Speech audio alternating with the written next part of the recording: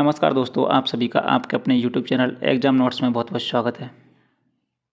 हमारी जो पॉलिटी की क्लास चल रही थी उसमें हमने संपूर्ण पॉलिटी की क्लासेस अपलोड कर दी हैं। सिर्फ एक टॉपिक बचा है राज्य विधानमंडल का, जिसको हम इस क्लास में पढ़ने वाले हैं। और वो क्लास आपने अगर नहीं देखी हैं तो उन्हें आप ज़रूर देखें, उनका लिंक आपको डिस्क्रिप्शन में मिल जाएगा। देखिए, इस क्लास में हम विधानसभा और विधान परिषद विधानमंडल के बारे में पढ़ने वाले हैं। राज्य विधानमंडल स्टेट लेजिस्लेचर, जो कि आर्टिकल 168 में, किसमें है? आर्टिकल 168 में इसका उल्लेख मिलता है। यहाँ पर अनुच्छेद 168 में राज्यपाल, जिसमें आपके 3 अंग हैं एक तरीक़ा से। जिस प्रकार आपने संसद पढ़ा था, क्या पढ़ा था? संसद से ही इसकी आप तुलनात्मक रूप से इसको पढ़ सकते हैं।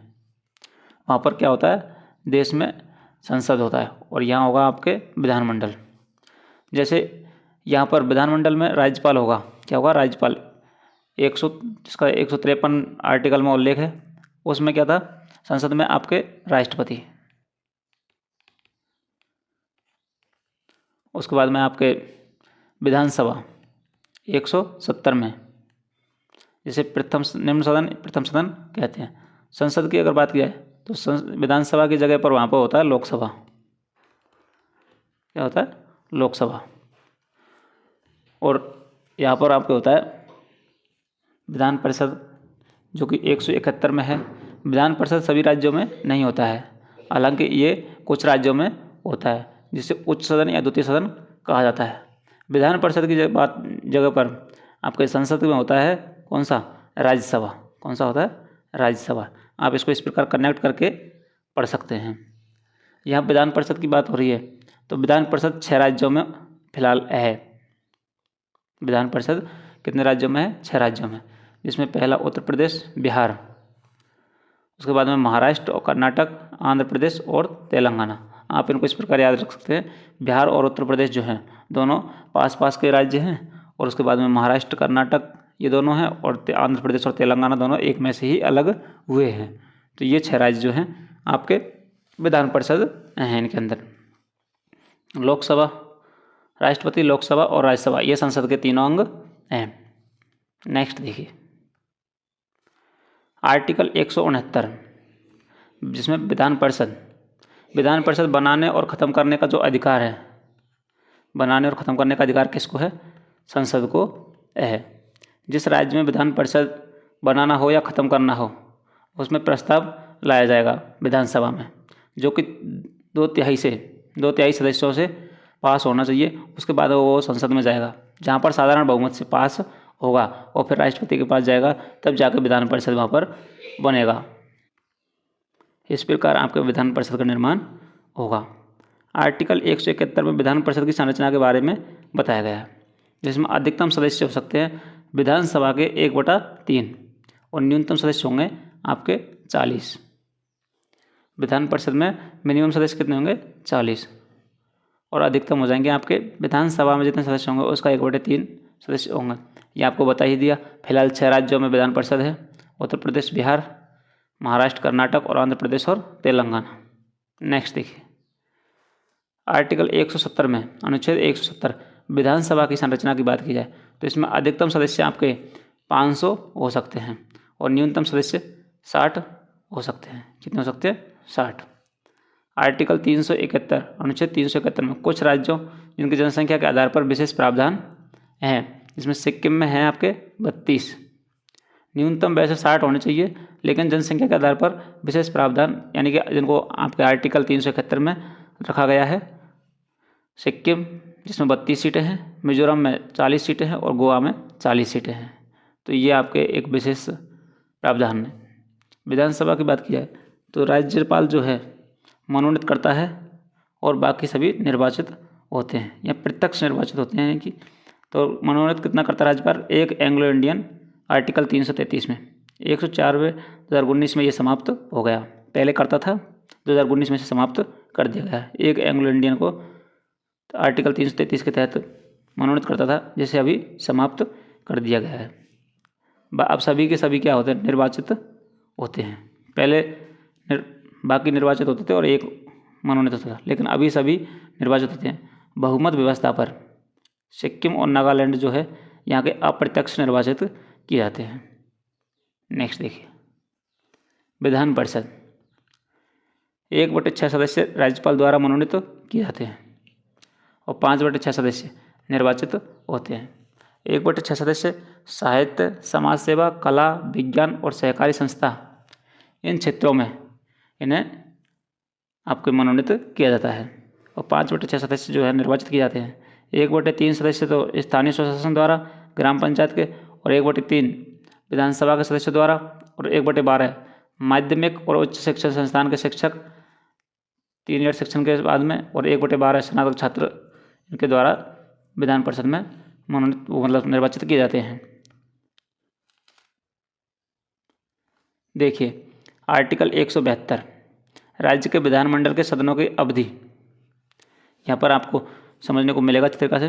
विधानसभा प्रथम सदन, निम्न सदन और अस्थायी सदन इसको कहा जाता है विधानसभा को।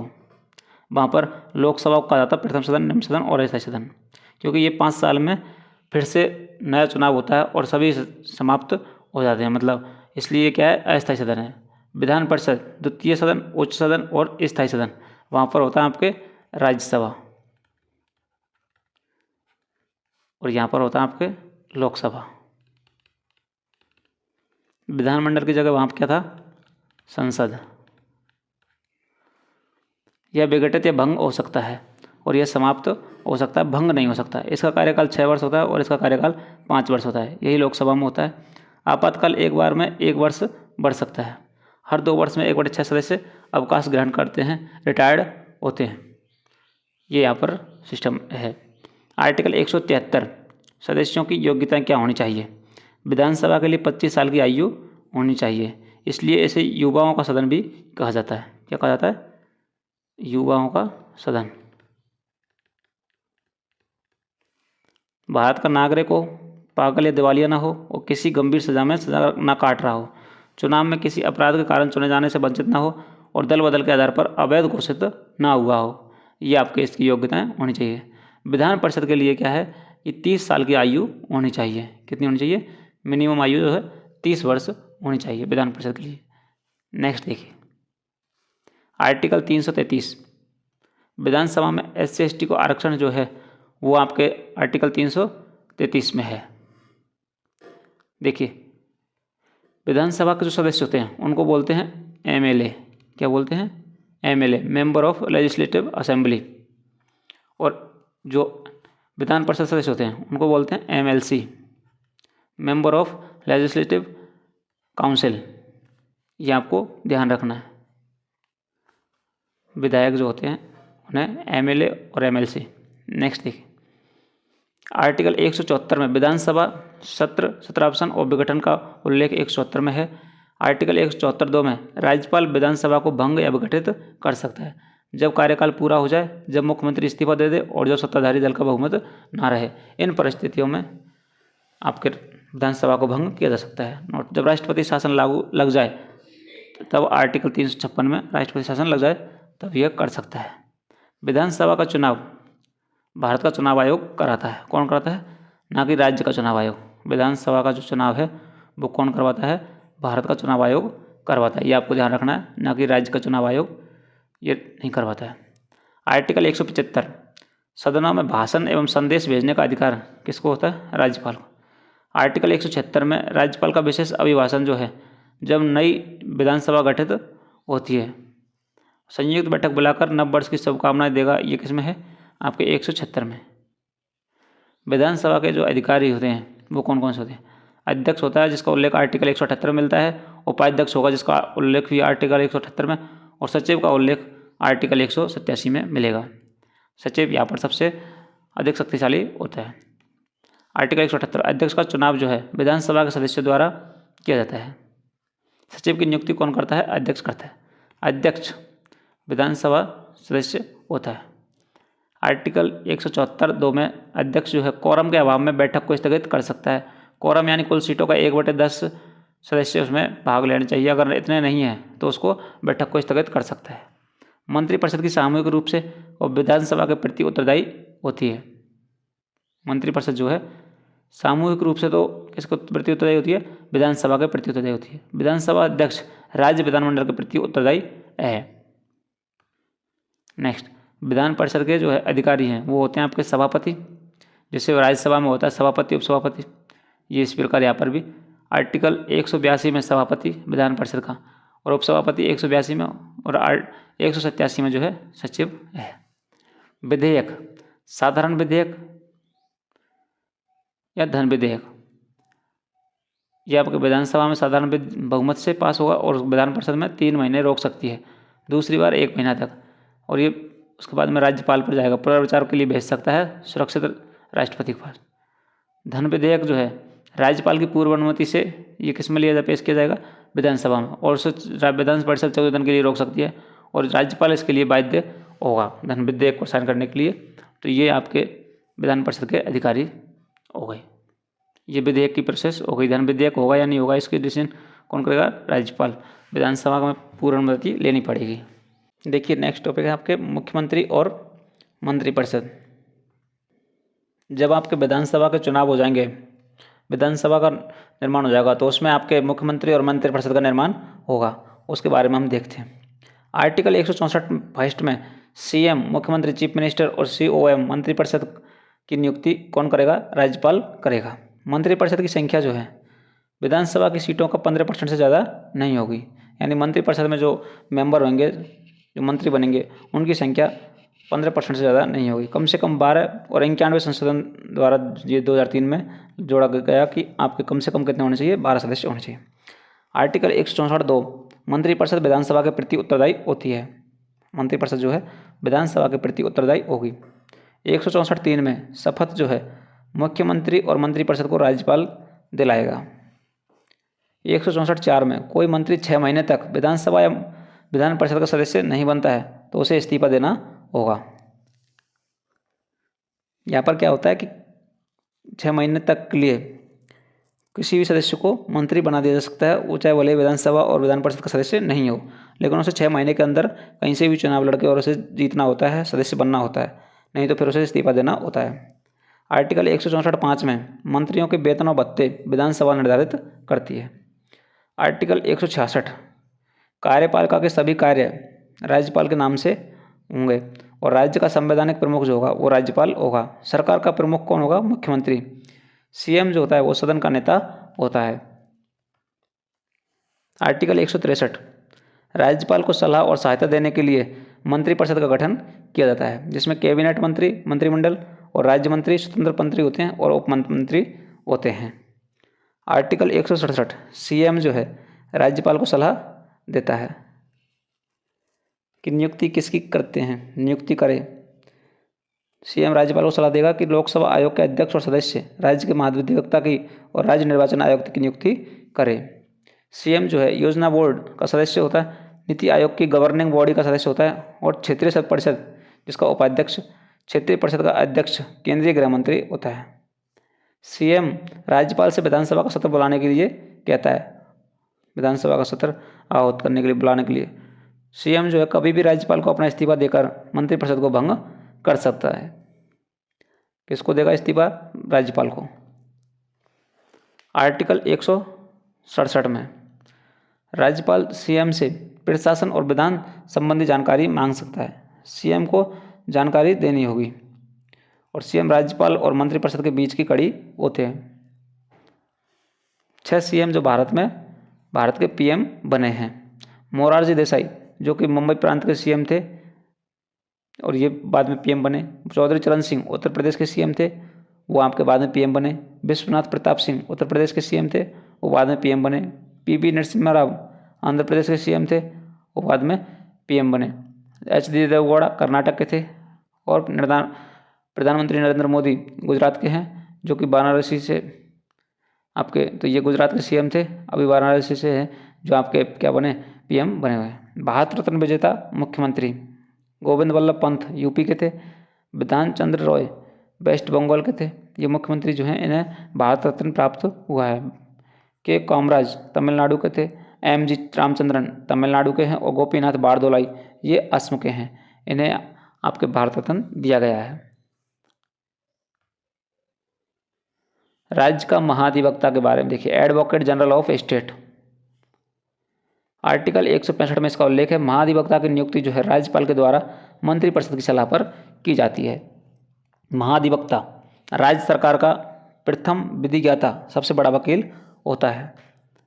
योग्यता हाई कोर्ट के न्यायाधीश बनने हेतु। कार्यकाल रहता है, संविधान निर्धारित नहीं करता, राज्यपाल के प्रसाद पर्यंत इसका कार्यकाल रहता है। राज्यपाल जब चाहे इच्छा अनुसार इसको हटा सकता है नहीं। आर्टिकल 177, कोई मंत्री या महाधिवक्ता विधानमंडल के किसी भी सदन, विधान परिषद या विधानसभा के में भाग ले सकता है, परंतु वोट उसी सदन में जिसका वह सदस्य उसी को देगा। कोई भी मंत्री या महाधिवक्ता विधानमंडल के किसी भी सदन में भाग ले सकता है, लेकिन वोट किसको देगा? जिसका सदस्य है उसी को। महाधिवक्ता किसी भी सदन का सदस्य नहीं होता तो वोट नहीं दे सकता, हालांकि वो भाग ले सकता है। ये सारी चीज़ें जो है मुख्यमंत्री और मंत्रिपरिषद के बारे में थी। देखिए, हमने अभी पढ़ा था विधानमंडल के बारे में। तो विधानमंडल में आपके 3 अंग हैं, जिसमें आपके एक तो है विधानसभा और दूसरा है आपके विधान परिषद, जिसके यहाँ पे तीसरा जो अंग है वो है आपके राज्यपाल। तो विधानसभा और विधान परिषद के बारे में हम पढ़ चुके हैं, फिलहाल हम इसमें राज्यपाल के बारे में पढ़ने वाले हैं। नेक्स्ट टॉपिक देखिए, राज्यपाल गवर्नर, जिसका उल्लेख आपके 153 में है। राज्यपाल राज्य का प्रथम नागरिक होता है और कार्यपालिका का संवैधानिक प्रमुख जो होता है वो कौन होता है? राज्यपाल होता है औपचारिक रूप से। बाकी वास्तविक प्रमुख जो होगा वो मुख्यमंत्री होगा। प्रत्येक राज्य का एक राज्यपाल होगा। 2 या 2 से अधिक राज्य का एक राज्यपाल हो सकता है। ये 7वें संविधान संशोधन 1956 के द्वारा संशोधन किया गया कि आपके 2 या 2 से अधिक राज्य का एक राज्यपाल हो सकता है, जिसका वेतन कितना होगा? आपके 3.5 लाख रुपये होगा। राष्ट्रपति 158(4) में राज्य की संसद निधि से इनको वेतन प्रदान किया जाता है। राज्यपाल सोने के पिंजड़े में बंद चिड़िया है, ये किसने कहा? सरोजनी नायडू ने, जो कि फर्स्ट महिला राज्यपाल थी यूपी की। ये इनका कथन है कि राज्यपाल जो है सोने के पिंजड़े में बंद एक चिड़िया की तरह है। आर्टिकल 153 में, अनुच्छेद 153 में प्रत्येक राज्य का एक राज्यपाल होगा। एक राज्य के लिए और एक से अधिक राज्यों के लिए, ये किसके अंदर उल्लेख है? आर्टिकल 153 में। आर्टिकल 154, उसमें राज्य की सभी कार्यपालिकी शक्ति निहित होगी, जिनका प्रयोग वो खुद या अपने अधीनस्थों के द्वारा करेगा। आर्टिकल 155 में लिखा गया कि राज्यपाल की नियुक्ति जो है किसके द्वारा की जाएगी? राष्ट्रपति के द्वारा की जाएगी। आर्टिकल 156 में राज्यपाल का कार्यकाल 5 वर्ष होगा। राष्ट्रपति के प्रसाद पर्यंत इस्तीफा राष्ट्रपति को सौंपेगा और राष्ट्रपति के प्रसाद पर्यंत ये इसका यानी इस्तीफा देगा। अगर आपके ऑप्शन में 5 वर्ष से 6 वर्ष इस प्रकार ऑप्शन में दिया हुआ है, तब तो आंसर होगा आपका 5 वर्ष। अगर राष्ट्रपति के प्रसाद पर्यंत यानी राष्ट्रपति की इच्छा से ये ऑप्शन में है, तो ऑप्शन सही आंसर होगा राष्ट्रपति के प्रसाद पर्यंत, क्योंकि राज्यपाल जो है उसे, राज्यपाल को राष्ट्रपति अपनी इच्छा अनुसार, प्रसाद पर्यंत का मतलब होता है इच्छा अनुसार, उन्हें हटा सकता है, ये होता है। राज्यपाल को हटाया जाना राष्ट्रपति जो है प्रधानमंत्री के कहने पर हटा सकता है। आर्टिकल 157, राज्यपाल पद की जो योग्यताएं हैं वो भारत का नागरिक हो, 35 वर्ष की आयु होनी चाहिए। आर्टिकल 158, राज्यपाल पद के लिए जो शर्तें हैं वो हैं, इन्हें वेतन 3.5 लाख रुपए मिलता है, किसी सदन का सदस्य नहीं होना चाहिए, और अगर है तो उन्हें इस्तीफा देना होगा। किसी भी लाभ के पद पर नहीं होनी चाहिए, यानी सरकारी जॉब पर नहीं होना चाहिए। मुफ्त आवास का प्रयोग, मुफ्त बिजली टेलीफोन सुविधाएं और पदोन्नति के दौरान वेतन भत्ते ये इनको मिलते हैं। नेक्स्ट देखिए, आर्टिकल 159 में राज्यपाल की शपथ का उल्लेख जो है, राज्यपाल की नियुक्ति तो करता है कौन?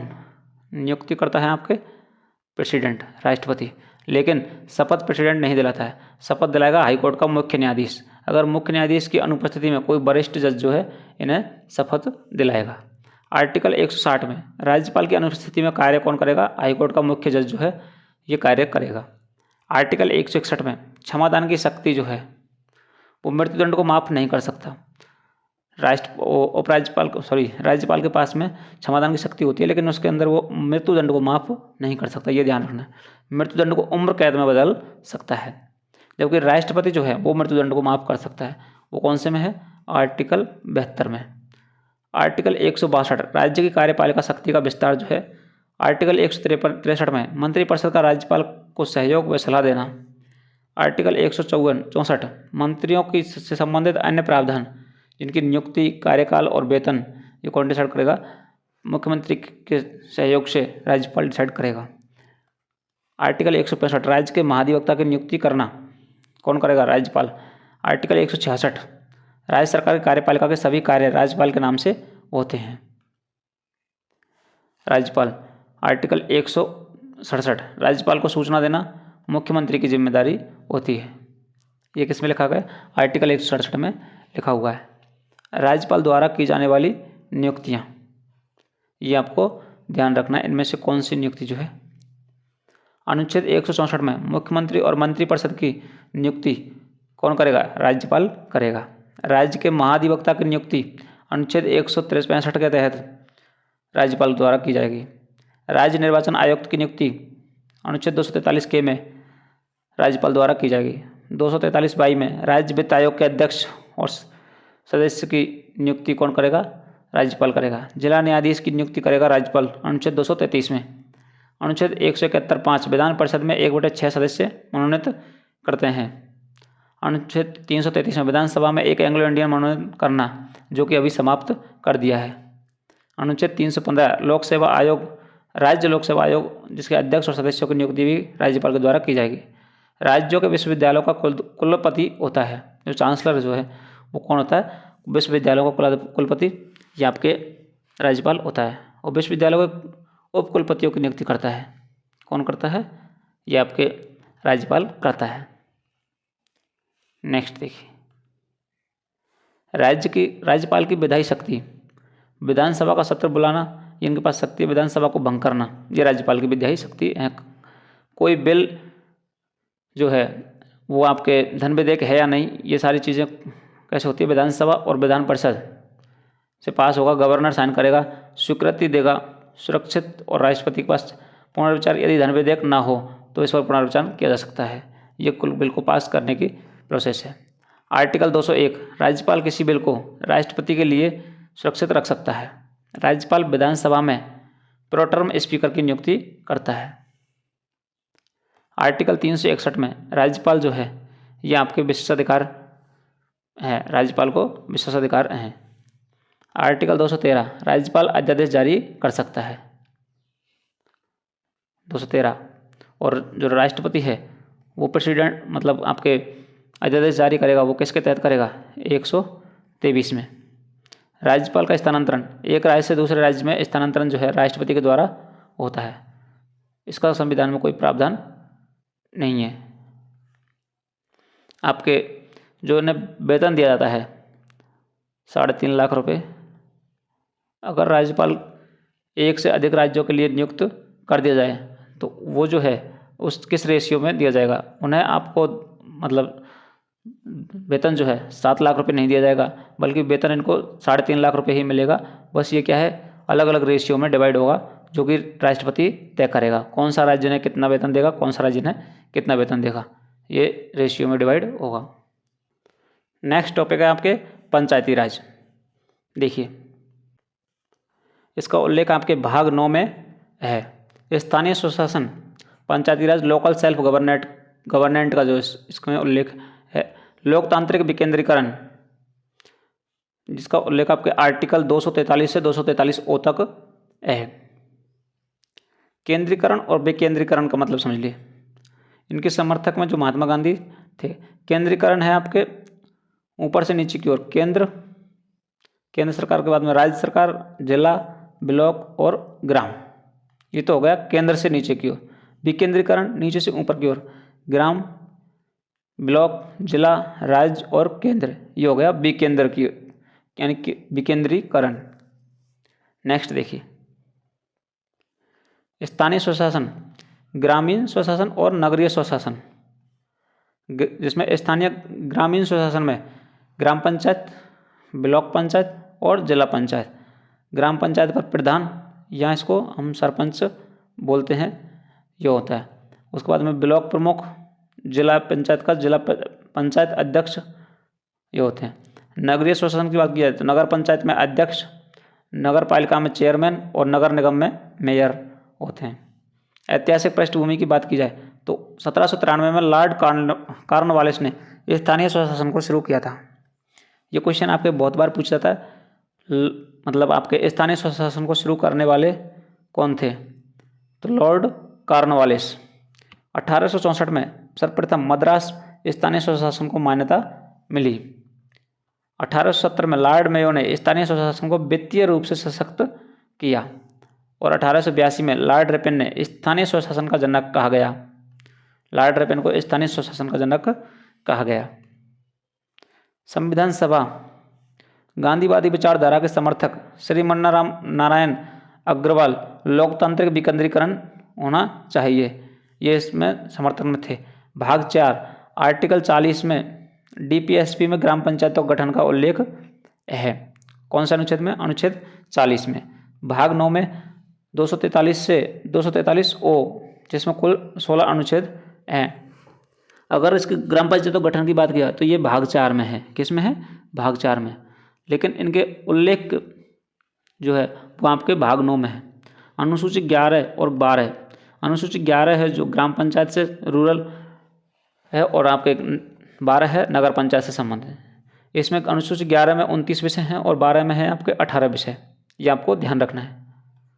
नेक्स्ट, पंचायती राज से संबंधित समितियां।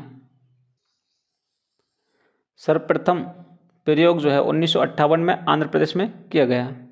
2 अक्टूबर 1959 में राजस्थान में और 11 अक्टूबर 1959 में आंध्र प्रदेश में। पहली समिति थी बलवंत राय मेहता समिति 1957 में, जिसमें पंचायती राज के वास्तुकार त्रिस्तरीय पंचायती राज के बारे में, जिसमें ग्राम पंचायत, ब्लॉक पंचायत और जिला पंचायत, ब्लॉक पंचायत, क्षेत्र पंचायत या पंचायत समिति जिसको कहा जाता है। तो ये बलवंत राय मेहता समिति जो है किससे संबंधित है? त्रिस्तरीय पंचायती राज से संबंधित है। 2 अक्टूबर 1959 में राजस्थान में से शुरू हुई पंचायत। 1960 में असम, कर्नाटक और तमिलनाडु में। 1962 में आपके महाराष्ट्र और 1963 में गुजरात। 1964 में पश्चिम बंगाल। सबसे पहले प्रयोग किया गया था आपके, मतलब सबसे पहले त्रिस्तरीय पंचायती राज व्यवस्था लागू कहाँ की गई थी? 1958 में आंध्र प्रदेश में, और राजस्थान में की गई थी 2 अक्टूबर 1959 में। नेक्स्ट देखिए, अशोक मेहता समिति 1978 2 स्तरीय पंचायती राज की इस सिफारिश इन्होंने की थी। इस समिति ने सिफारिश SC/ST आरक्षण की बात इसमें की गई। राज्य वित्त आयोग की स्थापना, पंचायती राज मंत्री का पद होना चाहिए और राज्य निर्वाचन आयुक्त की नियुक्ति और राजनीतिक दलों को शामिल करना चाहिए। यह अशोक मेहता समिति ने द्विस्तरीय पंचायती राज के बारे में कहा था, जिसमें मंडल पंचायत, क्षेत्र पंचायत और जिला पंचायत होनी चाहिए। GV राव समिति 1985 4 स्तरीय पंचायती राज के बारे में इन्होंने सिफारिश की थी। SC/ST महिलाओं को आरक्षण और राज्य वित्त आयोग का गठन हो, कार्यकाल 5 वर्ष का हो। इसमें कौन कौन से थे? ग्राम पंचायत, मंडल पंचायत या क्षेत्र पंचायत, जिला पंचायत और राज्य विकास परिषद। इन्होंने ये 4 स्तरीय रखी थी। पश्चिम बंगाल में 4 स्तरीय है, ग्राम पंचायत, अंचल परिषद और आंचलिक परिषद और जिला पंचायत। ML सिंघवी समिति 1986 स्थानीय स्वशासन को संवैधानिक दर्जा दिया गया। चुनाव, गैर दलीय व्यवस्था से और न्याय पंचायत, ग्राम पंचायत की स्थापना।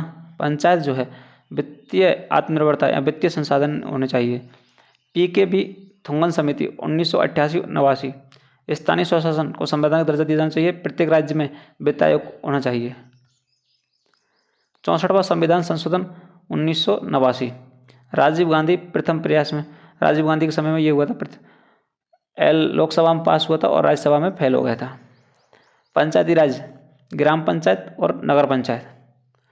73वें संविधान संशोधन 1992-93 ये ग्राम पंचायत जो भाग 9 आर्टिकल 243 से 243 ओ कुल 16 अनुच्छेद 11वीं अनुसूची जोड़ी गई और ग्राम पंचायतों के कार्य जो हैं विषय कितने हैं? 29। नगर पंचायत में 74वें संविधान संशोधन 1992-93 के तहत ये जोड़ा गया। भाग 9A में आर्टिकल 243 से 243 ZG कुल 18 अनुच्छेद, जिसमें 12वीं अनुसूची जोड़ी गई और नगर पंचायतों के कार्य, जिसमें आपके विषय जो हैं 18 हैं नगर पंचायत में। अर्बन बॉडी जो है उसमें है आपका 18 और रूरल बॉडी जो है उसमें 29 है। ग्राम पंचायत 22 दिसंबर 1992 को लोकसभा में पास हुआ था ये बिल, और 23 दिसंबर 1992 को लोकसभा में पास। उसके बाद में 20 अप्रैल 1993 को बिल राष्ट्रपति ने साइन किया, और उसके बाद में 24 अप्रैल 1993 को पंचायती राज लागू हुआ था। 24 अप्रैल पंचायती राज दिवस मनाया जाता है। 24 अप्रैल 1993 को ये आपके पंचायती राज लागू हुआ था। इस वजह से 24 अप्रैल को कौन सा दिवस मनाया जाता है? पंचायती राज दिवस मनाया जाता है। यूपी में पंचायती राज अधिनियम 1994 में एक्ट लागू हुआ 22 अप्रैल 1995 को। न्याय पंचायत 3-4 ग्राम पंचायतों पर है। ग्राम सभा मतदाता सूची में दर्ज ग्रामीण 18 वर्ष की आयु होनी चाहिए। ग्राम पंचायत सदस्य के लिए आयु 21 वर्ष होनी चाहिए और कार्यकाल 5 वर्ष होना चाहिए। कार्यकाल से पहले विघटित होने पर 6 माह में चुनाव होने चाहिए। कार्यकाल में 6 माह बचे हैं तो चुनाव नहीं होंगे।